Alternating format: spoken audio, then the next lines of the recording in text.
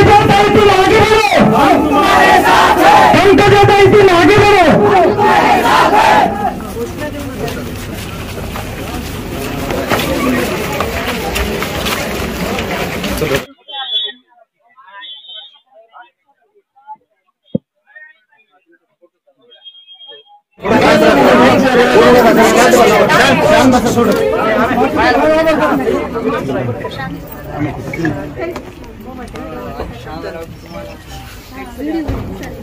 ढकलून दे बाबा. कालपासून असंच पाठीमागे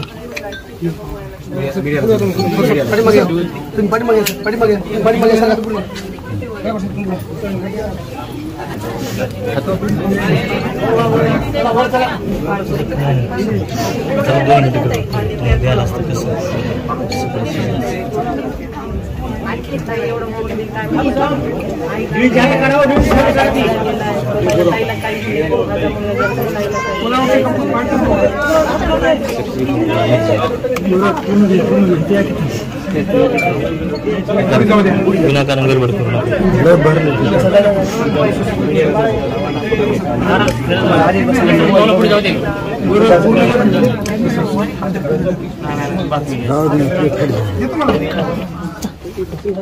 बेटा काळजी घ्या आई बापाची सगळ्यांची.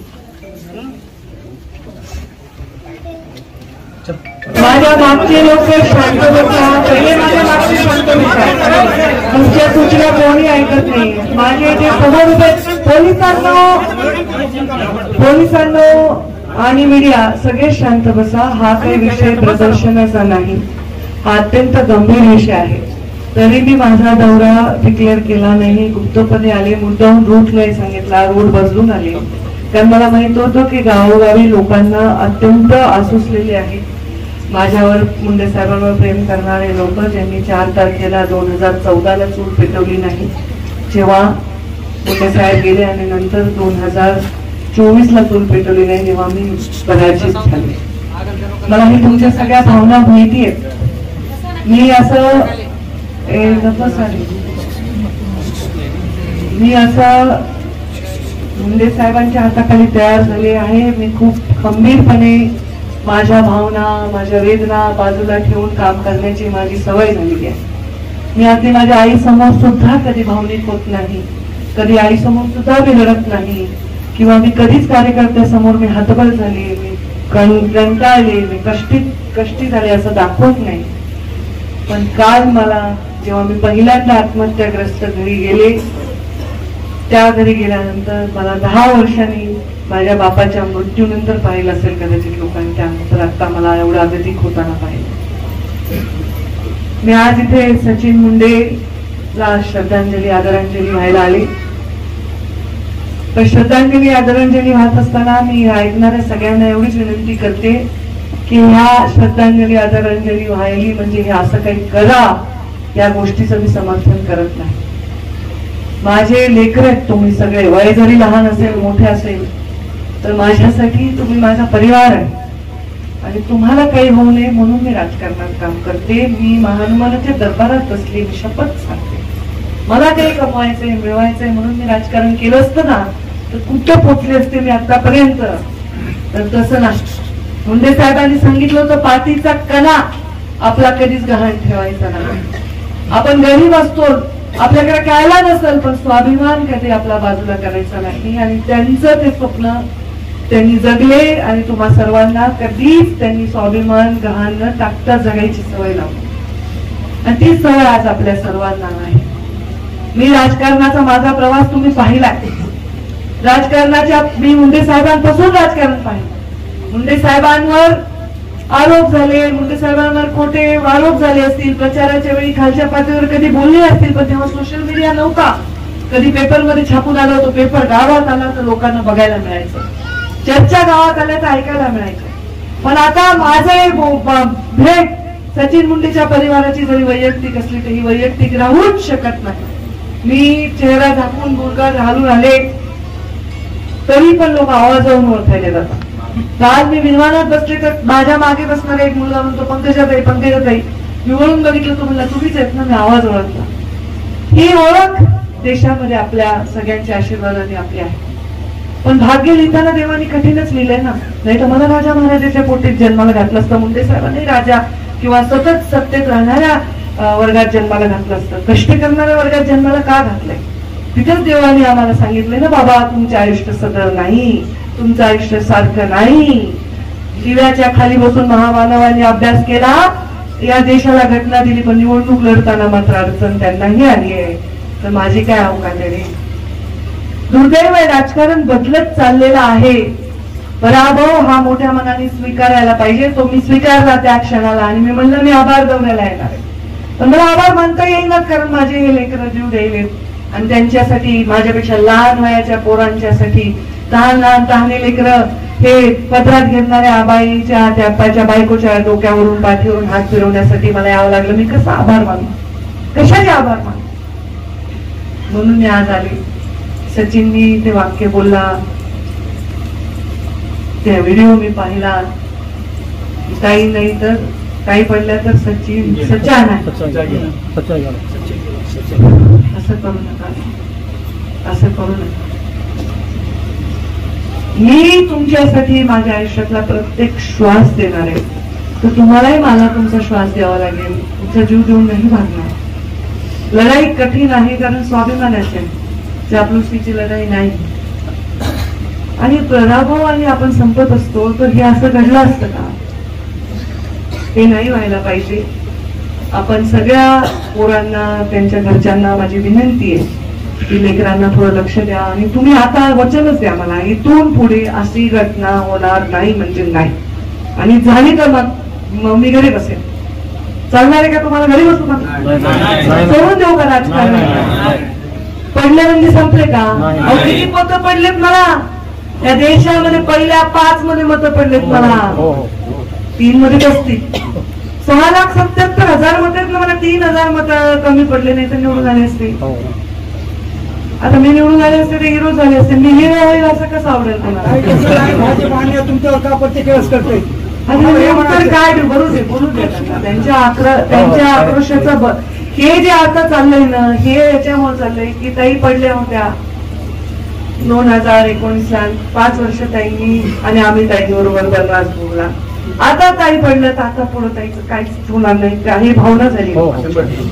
प्रत्येक लोकांच्या मनामध्ये पण ती भावना माझ्यासाठी आयुध नाहीये स्वतःला काही बनवण्यासाठी. खूप लोक आहेत या देशात, जगात, त्यांनी पक्ष काढले, परिवाराचे पक्ष काढले, समाजाचे पक्ष काढले, स्वतःच्या परिवाराला पद घेतले.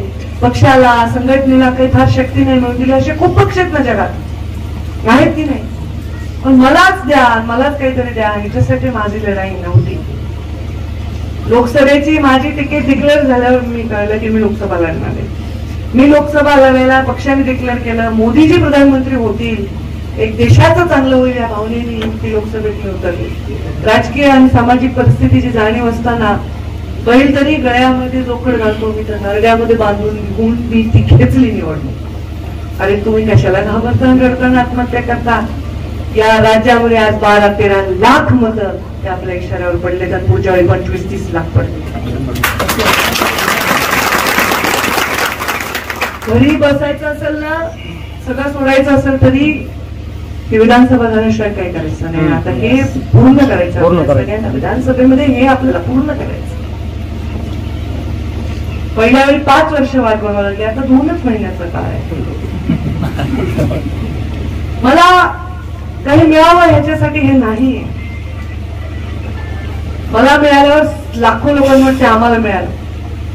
कोथरूड मध्ये 2 ब्राह्मण पत्रकार शपवल्या मारत होते, पत्रकार नाही लेक्चरर. तिथे माझी गाडी थांबली तर ते म्हणले काय आम्हाला तुम्हाला काही मिळालं नाही, आम्हाला वाईट वाटलं. म्हणजे असं नाही की काही फक्त माझ्या समाजाला वाटायले, असं नाहीये. आज माझ्या बरोबर आले सगळेच आलेत ना. हो, दिलीपराव आले, फडणवीस साहेब आले, अशोकराव आले, सगळेच लोक आहेत. या परिस्थिती जी निर्माण झाली, माणसाला लहान वाटायला, न्यूनगंड आला की आम्ही जगात काहीच बदलू शकत नाही, आमची संख्या कमी, हे पाहत कधी झालं नाही इथे. असं आहे. गुणांवर राजकारण गेलं होतं काही काळ, परत संख्येवर यायलंय की काय, असं झालं. असं होऊ नये असं वाटतं. मी सचिनला श्रद्धांजली वाहते. ईश्वर त्याला शांती देवो. मी हनुमानाला प्रार्थना केली. हनुमान संकट मोचक आहे असं हातावर पर्वत घेऊन संजीवनी घेण्यासाठी लक्ष्मणाला शक्ती लागला. हनुमान आले ना, तसे गे रे हनुमाना, माझ्या या लोकांना शक्ती लागली काय की ह्यांना वाचो. राम जर अस्वस्थ होतो लक्ष्मणाला शक्ती लागल्यावर, तर तुम्हाला काही झाल्यावर मला बरं वाटतं का रे? मला वाटतं माझ्यावर 307 दाखल करायला पाहिजे की मीच कारणीभूत आहे. या लोकांनी एवढं प्रेम केलं आणि मी पूर्णतः उतरलेले आहे. माझ्या लोक जीव द्यायचे, मला अपराधी वाटतं. नका रे असं करू. येईल हनुमान क्षण, येईल. अरे रामाचा अवतार कार्य संपलं. महाराज तुम्ही तर कीर्तन सांगता, मला एवढं कळत नाही, तरी हनुमानाला जगावं लागलंय आणि तुम्ही आधीच करायला का असं? आपण तर शूद्र माणसं आहेत, आपण काही ईश्वर नाही. तर ईश्वराच्या विचारांवर चालणारेच आहेत ना आपण. कशामुळे भागवत ऐकता, कशामुळे रामायण ऐकता, कशामुळे शिवलीलामृत वाचता? वचन द्या बरं मला. कोणी जीव देणार नाही, दुसऱ्याला जीव देणार नाही. वचन द्या मला. सहन होत नाही ना. तुमच्यापेक्षा सहनशक्ती मला जास्त ठेवावं लागते ना. मला मान्य आहे की आजचा निघलं का नाहीये. हे गेल्या 5-6 वर्षाची वळवळ आहे, मला कळतंय तुमचं. थोड्या वेळ द्या मला. माझी पण परिस्थिती फार वाईट आहे रे. कात्रीतल्या सुपारीसारखी आहे मी. माझ्यासाठी नाही माझी चिंता, तुमच्यासाठी. मी तुम्हाला हात जोडून विनंती करते, त्यांच्या कुटुंबाला आधार द्या, सहकार्य द्या. मी देणारच आहे. त्याचे बोलणं आणि ते जाहीर करणं म्हणजे तुमचं माझं नातं व्यवहाराचं होईल. मी ते म्हणणार नाही कधीच. माझ्या जिल्ह्यामध्ये मराठा तरुणांनी आत्महत्या केल्या आरक्षणासाठी. त्यांच्या घरात रात्री जाऊन माझ्या लोकांनी मदत पोहोचवली, पण मी कुठे एवढी गोळ छापून नाही आणली. आणि त्यांच्यावर व्हिडिओ कॉल मी त्यांच्या विधवा महिलेचा, त्यांच्या आईचा मी सांगतो. या विचारात मी वाढली. कुठल्याही गोष्टीचं मी भांडवल नाही करू इच्छित. पण आता मी इथे बसले तर हे सगळे कॅमेरा लावून बसले तर हे सगळे ऐकणारे लोक सगळ्या राज्यात जाणार आहे. मला हे पर्याय नाही, मला हे सोडून काहीच करता येणार नाही. आता हे राजकारणात शक्यच नाही की कुठेतरी गुपचूप मी जावं. मला सगळेच ओळखतात. मला वाटतं गुपचूप यावं, तुमच्याशी मनमोकळं बोलावं, हितगुज करावं, पण तसं होईना नाही. एवढी पब्लिक घरात आहे, तेवढेच लोक बाहेर आहे, तेवढेच लोक रस्त्यावर आहे, तेवढेच लोक. खूप जीव लावला रे तुम्ही मला. मी खूप भाग्यवान आहे एवढा तुम्ही जीव लावला. पण मी किती दुर्भाग्यशाली आहे की असा माझ्यासाठी जीव द्यावा वाटला तुम्हाला, मला काहीच करता आलं नाही. हे लोक मराठीत तुम्ही भारतातच नाही का सवय? कोणाला काही लक्षही नाही काय चाललंय, कोणी संवेदना काय आहे का नाही. कारण हे भांडवल नाही ना दुसऱ्यांसाठी. माझ्यासाठी तुम्ही सगळ्यात मोठी संपत्ती आहे. तुमच्यासाठी आणि तुमच्यासारख्या वंचितांसाठी. एकट्या तुमच्यासाठी नाही. आज माझ्यासाठी उभा राहणारा माझा लाभार्थी नसलेला माणूस आहे, माझ्या रक्ताचा नसलेला, माझ्या समाजाचा नसलेला माणूस आहे जो माझ्यासाठी उभा राहिला. मी सगळ्यांसाठी आहे. आणि माझ्यासाठी उभा नाही राहिला ज्याची गरज आहे मी त्याच्यासाठी सुद्धा आहे ना. मी तुमच्या सगळ्यांसाठी आहे. माझी शक्ती आज किती आहे, ती शक्ती वाढवण्यासाठी अपार कष्ट करे मी. असफल झाले ते आता काय झालं काय नाही हा मुद्दा नाही. कुठे 1-2 लाखांनी पडले असते ते एवढंही वाईट वाटलं नसतं कदाचित. पण थोडं गणितातच पडले. ठीक आहे, जे झालं ते स्वीकारावं, आपलं दुःख बाजूला सारावं. आशीर्वाद द्या म्हणावं, देवाला जाईला आशीर्वाद द्या. आमचे अश्रू पुसण्यासाठी आशीर्वाद द्या, आमचे कष्ट दूर करण्यासाठी आशीर्वाद द्या, आमचा स्वाभिमान असाच आम्ही मरेपर्यंत टिकवून ठेवावा यासाठी आशीर्वाद द्या. एवढंच मागा माझ्यासाठी. मी त्या हनुमानाला म्हणलं घेऊन ये रे बाबा संजीवनी. मी तर त्या सचिनला जिवंत करू शकत न, पण त्याची जी भोळी आशा आहे ती आशा तरी पूर्ण करू दे, बाकीचे जीव तरी वाचू दे, बाकीच्या लोकांच्या मनात जीवात जीव तर देऊ दे, काहीतरी आम्हाला मार्ग दाखव अशी मी प्रार्थना केली. तुम्ही सगळे सुद्धा स्वतःच्या जीवाला जपा, स्वतःची काळजी घ्या.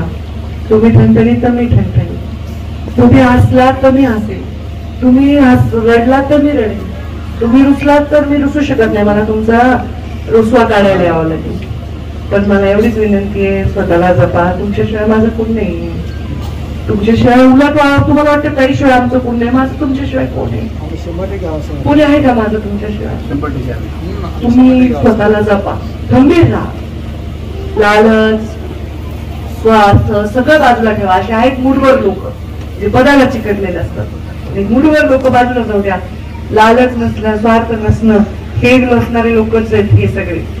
सचिन सरके तुम्ही सगळे लालच स्वार्थ बाजूला ठेवून 2 महिने 3 महिने 90 दिवस राहिलेच नव्हता, जीव लाव 90 दिवस, फक्त इशाराच बघा, इशाऱ्याकडे लक्ष द्यावा, एवढंच माझं तुम्हाला म्हणणे. आपण या सगळ्या गोष्टी भरून काढून मी तुम्हाला विश्वास द्यावा का नाही मलाच कळणार आहे, ईश्वरी साथ देईना, पण मला वाटतं विश्वासच ठेवा, मला विश्वासच ठेवा.